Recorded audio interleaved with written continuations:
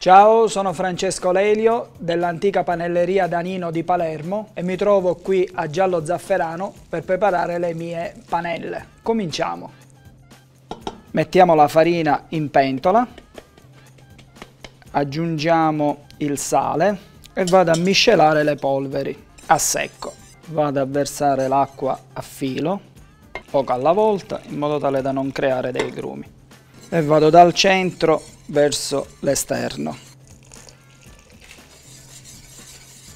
Mi mantengo sempre un po' indietro con l'acqua perché da farina a farina cambia la quantità dell'acqua che mi richiede. Ok, abbiamo ottenuto la giusta consistenza, lo proviamo, fa il filo, quindi va bene, la possiamo mettere in cottura. Facciamo cuocere l'impasto a fuoco dolce più o meno per 30 minuti circa. Continuiamo a mescolare, non lasciando mai da solo l'impasto. Le panelle sono nate a Palermo nel 1800 come un piatto da recupero.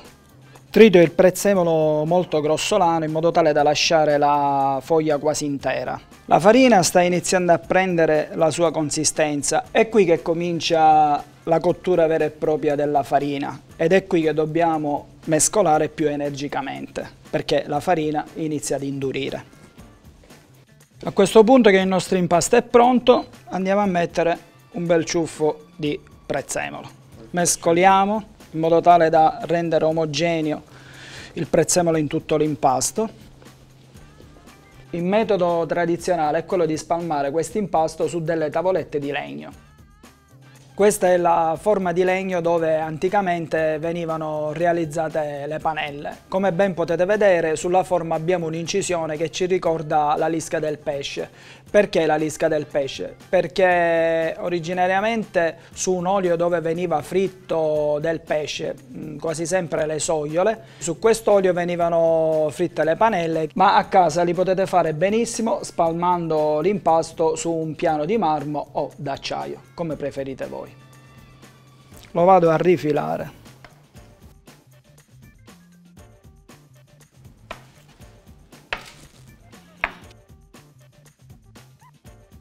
Adesso taglio le mie panelle per una dimensione di 10x5 con uno spessore più o meno di 4-5 mm e così abbiamo le nostre bellissime panelle. Friggiamo le panelle in abbondante olio e li giriamo frequentemente in modo tale da farle dorare da entrambi i lati. Così diamo la possibilità di formare la famosissima camicia, cioè si gonfiano e abbiamo la parte croccante con un cuore morbido. Appena abbiamo raggiunto la nostra cottura, li mettiamo a scolare possibilmente su della carta assorbente. Il modo più classico per gustare le panelle è quello di servirle all'interno di un panino che si chiama vastedda e vi faccio vedere come.